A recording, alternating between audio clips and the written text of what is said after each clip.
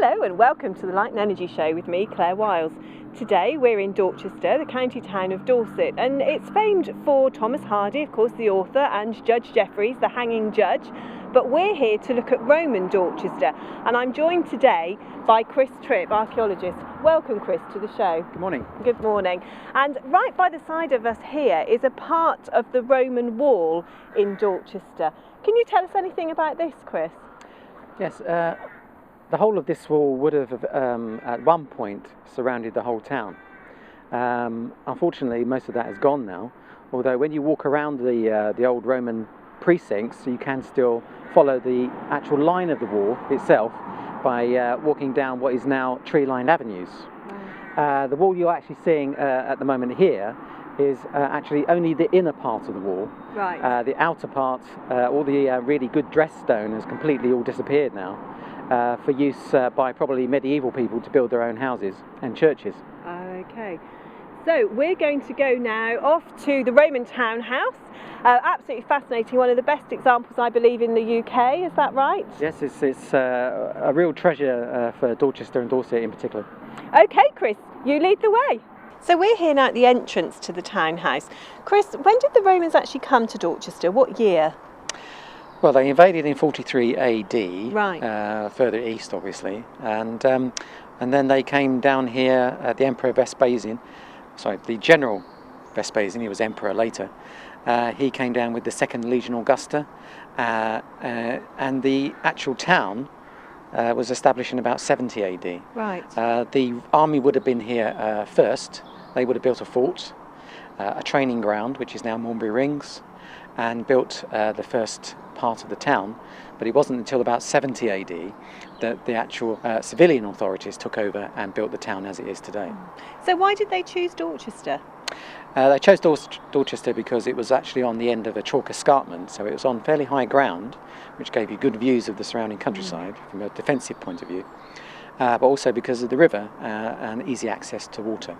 And we've got Maiden Castle, which we'll visit later, fairly near to the town of Dorchester as well. Yes, and that was an Iron Age hill fort. Yes, the population, the Iron Age people, would have used that as a focal point for their settlements, but the Romans considered that to be impractical to actually fortify, so they came here and fortified this area here. Okay, and changed the name to, or called this area Durnovaria. Yes, they established the town and they gave it a Roman name, Durnovaria, and it's really been here ever since. All right, great. Well, let's go and have a look at the townhouse. Okay.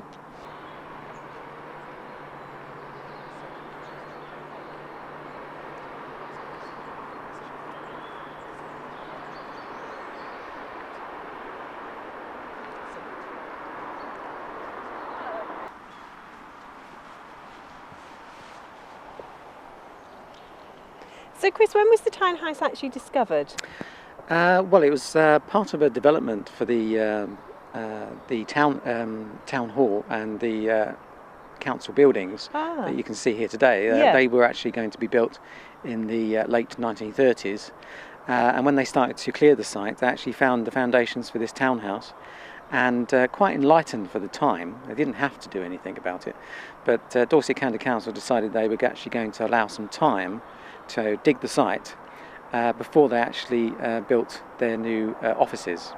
And they did actually change the footprint for the offices so that the townhouse could survive. Wow, thank goodness that they did. And of course, in those days, there wasn't really any commercial professional archaeologists, and so it was the Dorset Natural History and Archaeology Society, with the input from Sir Mortimer Wheeler, who was digging at Maiden Castle at that time. He helped them with advice, and so it was really amateurs who actually dug the site. Wow. Incredible, really, isn't it? And it's a huge site. Yes, they did it. They did a very good job. Yeah, I have to say. And this is just one of the many rooms. So what's so special about this particular room? Well, this actual room is a kitchen and an oven, really. But what makes this room particularly special is the fact that we have a baby burial here. Right.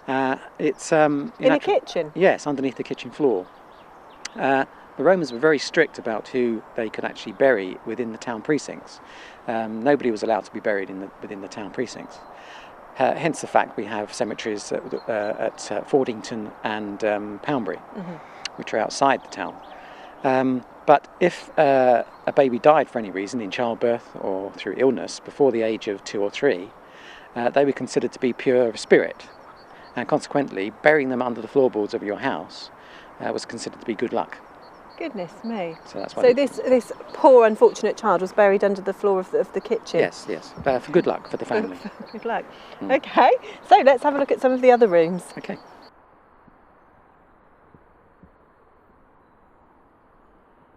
So this looks to be another baby burial here in what perhaps is part of the heating system. Would that be right on this feature?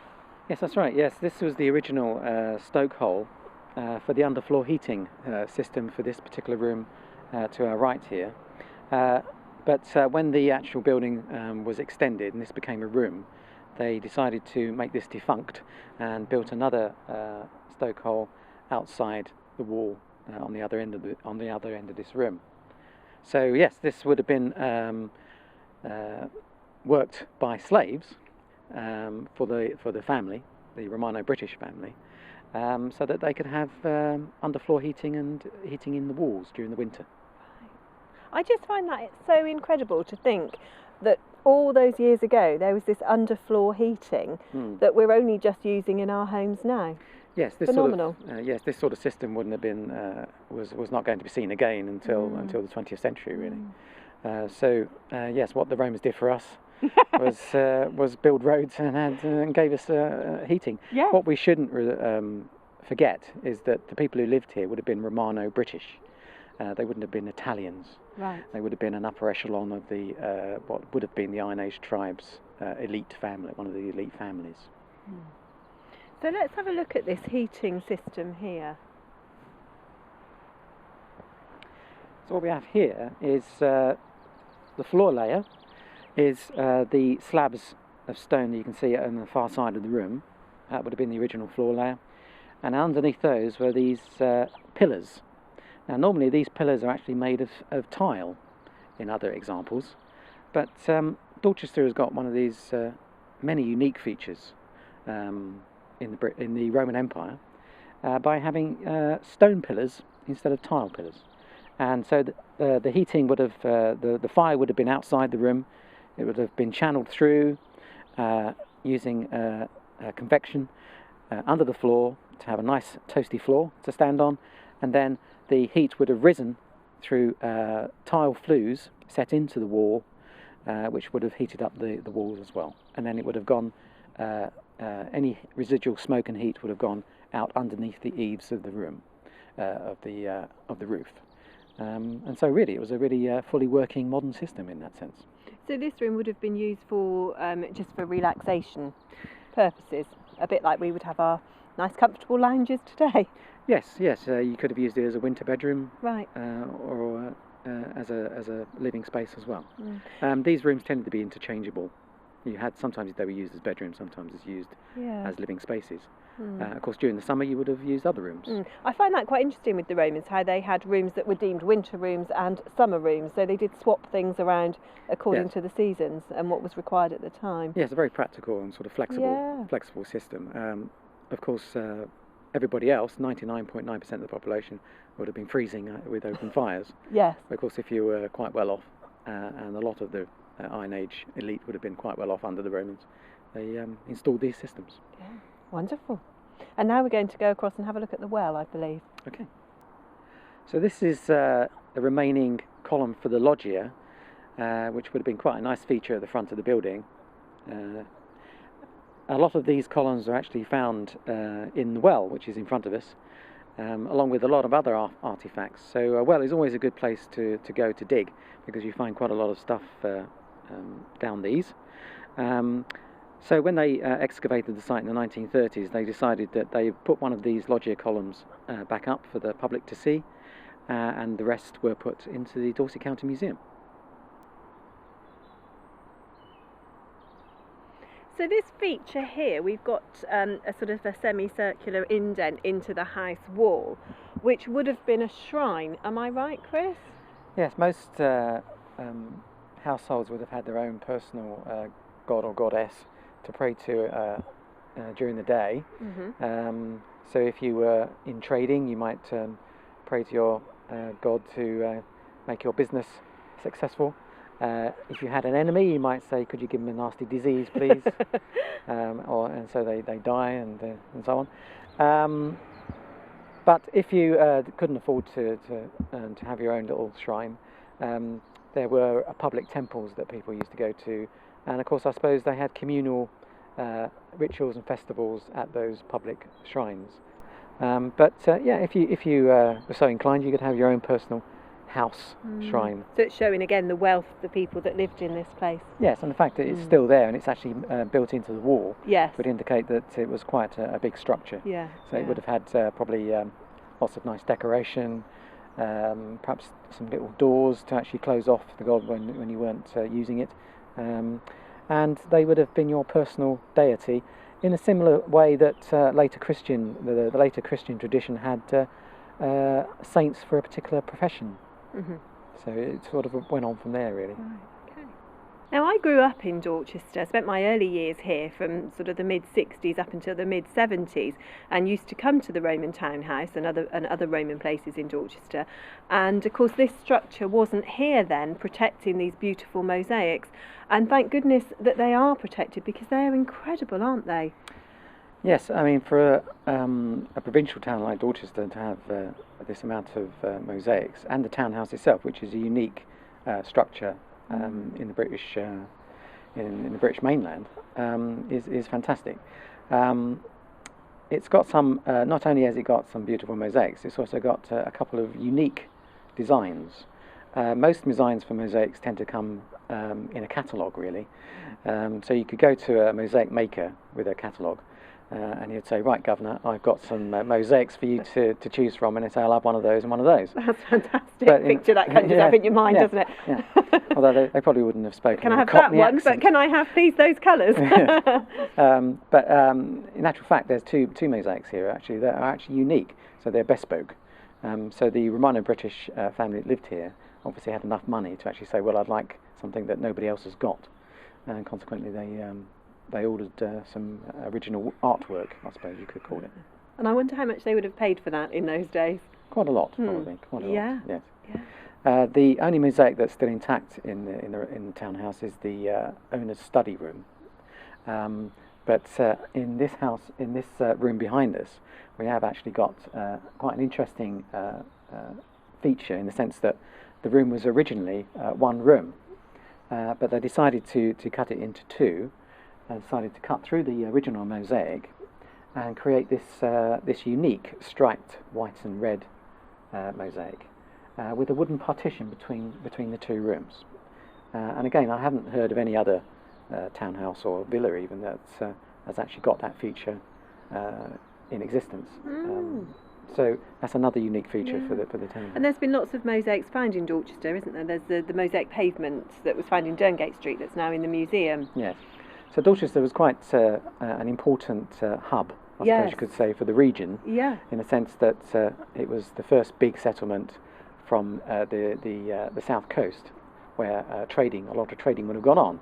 Hengistbury Head was the main import and export point along the south coast at that time. And of course, the Hengistbury Head and the south coast is not very far from here. It's only a matter of a few miles. So consequently, this would have been a very important hub for the importing of trade objects, and then it would have been sent out to all the other points in Britain, up to Hadrian's Wall and to into Wales and the southwest generally, and of course to Colchester, which was the capital city of Britain during the Roman period. And you mentioned to me earlier that there's some graffiti here in the townhouse.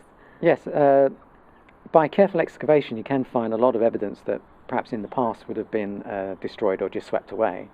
And because it was dug so well by the Dorset Natural History and Archaeology Society, they did find some wall plaster. And on the wall plaster was some writing which said Paternus scripsit, which means Paternus wrote this. In actual fact, he wrote it twice. So it might have been that perhaps a child who was actually practicing writing, just to get the practicing writing his name and his way of writing in a neat hand.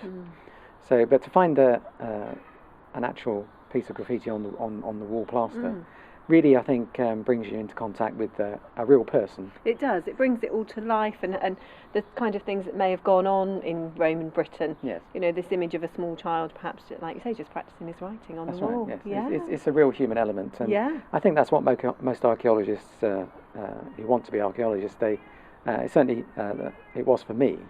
It was that you want to touch the past, and you want to get in contact with the people behind the objects. Yes. Yeah. Absolutely.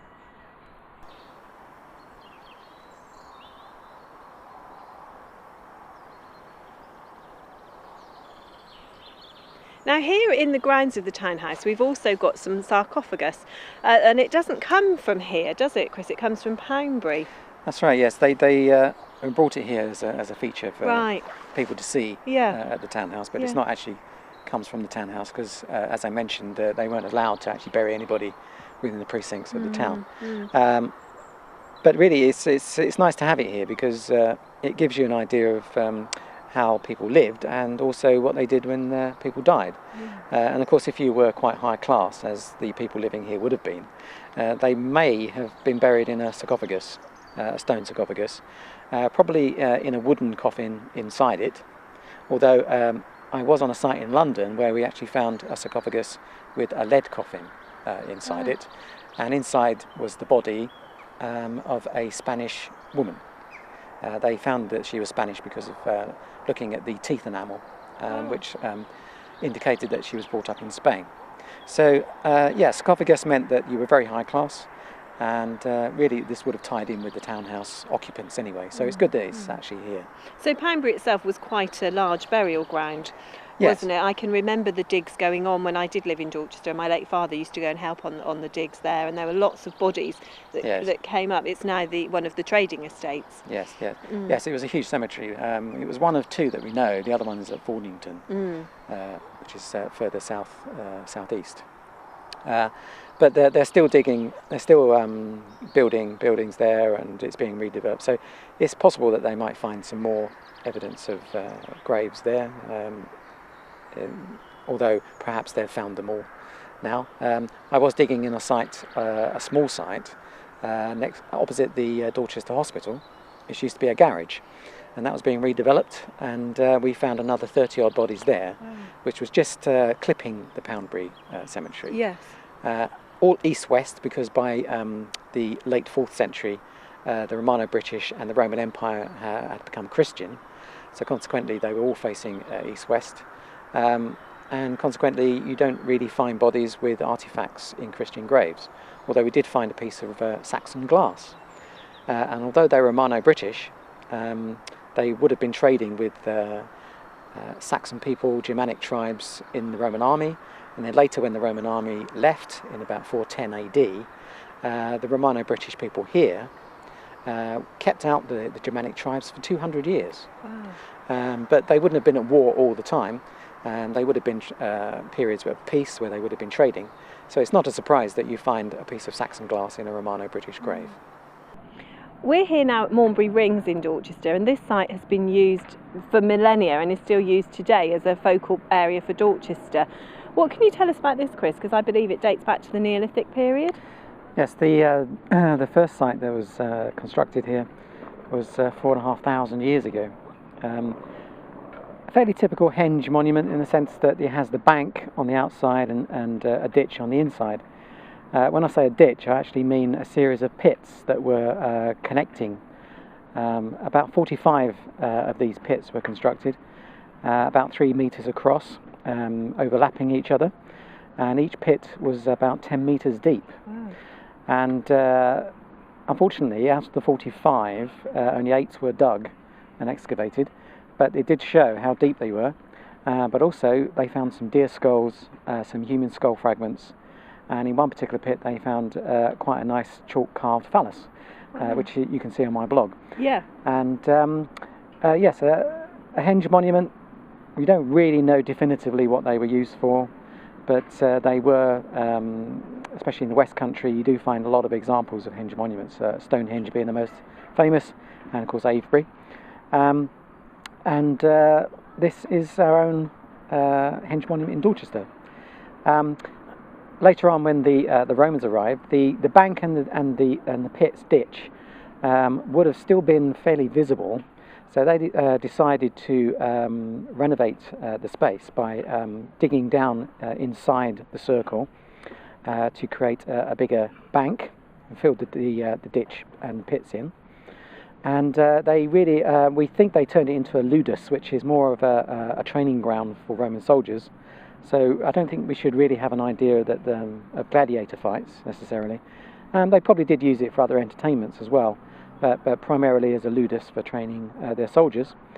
And excavation does show a small changing area that they constructed into one of the banks. And that Roman ludus is one of the biggest amphitheatres that they've found in the UK. Wow. So we should be proud of that as well. Absolutely. That you can still see today. And really, after the Romans left, it wasn't really restructured again until the Civil War of 1640s, when it was turned into an artillery platform to guard the south approaches to the town during the Civil War.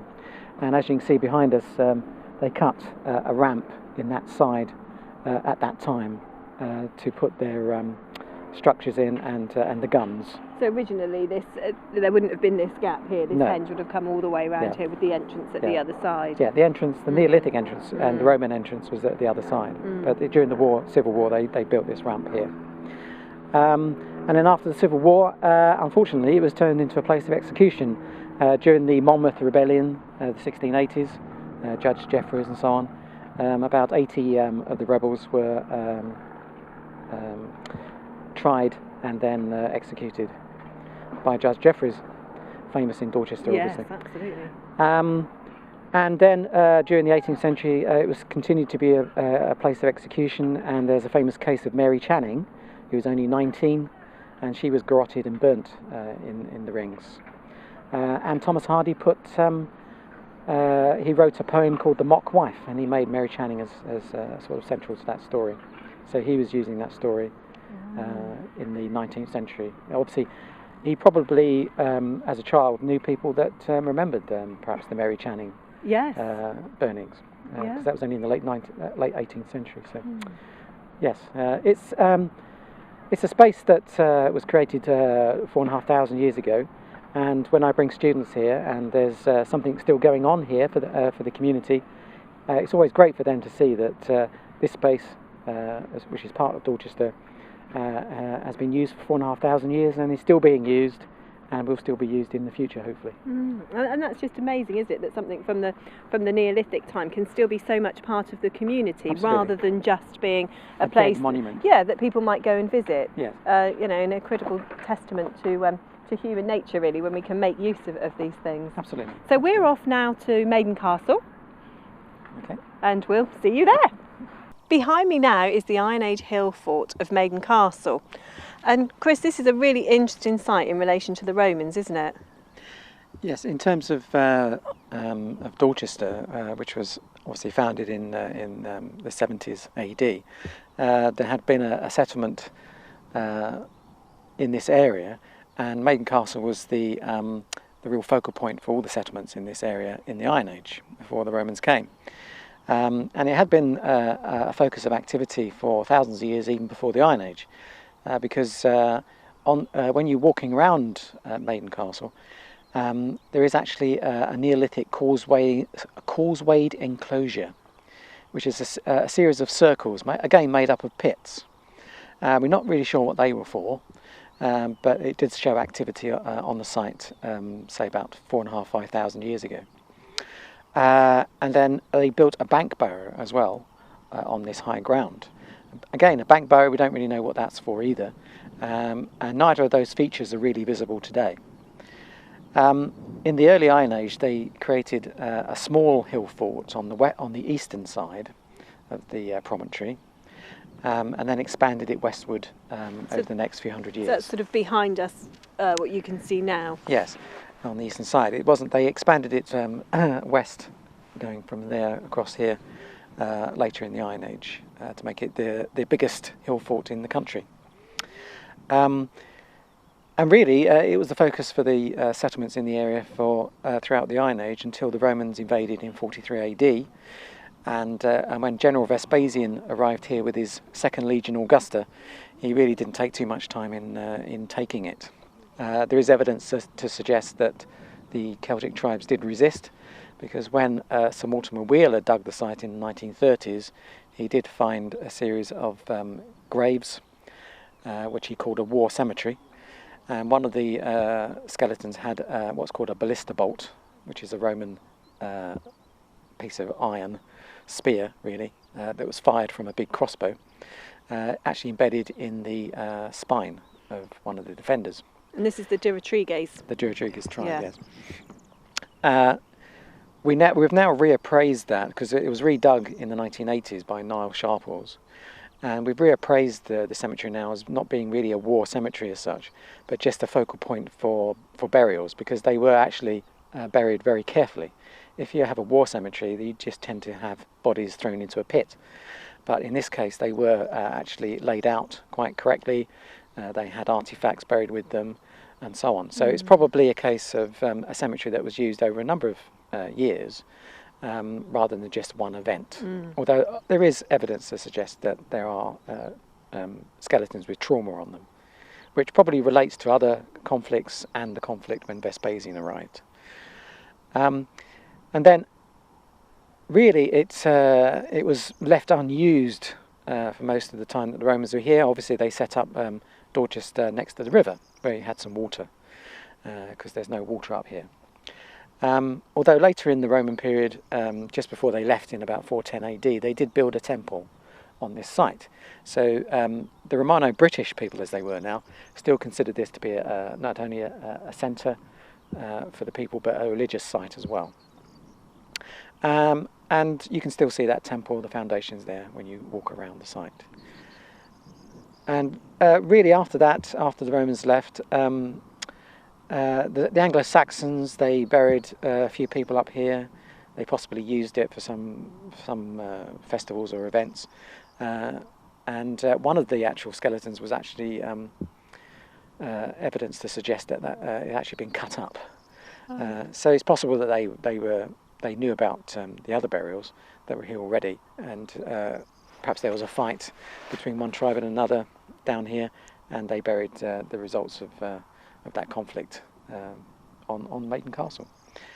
And really, after that, it was just used as for agriculture, really, until English Heritage bought it and turned it into a tourist attraction. And now, of course, people walk their dogs here and sheep graze here, and when it's snowy, the children come and slide all down the hills. That's right. So yes, it's a great place to come, and it's a really nice place to come because you can actually go in there, walk around and get a feel for the space. And if you know about all the other features that were here, when I take people around, they really get a sense that, once again, this is a space that's been used for thousands of years and is still being used today. And Chris, people can find out more about what you do on your website. Can you give us your website address, please? Yes, it's www.archaeotrex.co.uk, and you can get onto my blog through a link from that page. Lovely. So thank you so much, Chris. It's been absolutely fascinating, in particular for me, having grown up in this area and knowing about the Roman history of Dorchester, but I've learnt so much more from you today, so thank you very much. Thank you very much for having me. So I hope you've all enjoyed the show as much as I have. Everything will be on our show notes, again with links to Chris's site and information on Maiden Castle and Maumbury Rings and on Roman Dorchester.